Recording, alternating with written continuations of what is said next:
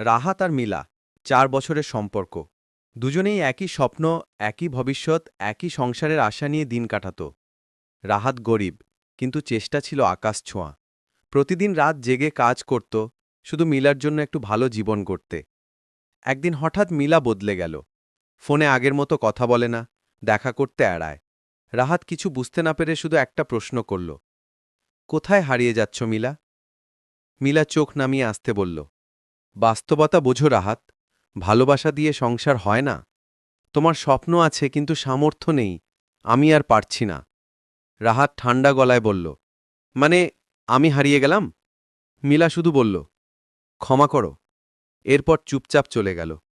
সেই রাতে রাহাত প্রথমবার বুঝল, মানুষের সবচেয়ে বড় ভুল, যাকে সবটা দিয়ে ভালোবাসা, সেই কখনো কখনো সবচেয়ে সহজে চলে যায়। মিলাকে শেষবার মেসেজ লেখার সময় তার হাত কাঁপছিল। ভালো থাকো, আমার না থাকলেও। এই একটা লাইনেই রাহাতের পুরো পৃথিবী থেমে গেল। এখনও ফুটপাত ধরে হাঁটতে হাঁটতে সে ভাবে, যদি টাকা না হতো, আর একটু ভালো হলে, হয়তো মিলা থাকত। কিন্তু বাস্তবতা তাকে শুধু একটা সত্য শেখাল, সব ভালোবাসা ভাগ্য পায় না, কিছু ভালোবাসা শুধু কষ্ট হয়ে থাকে।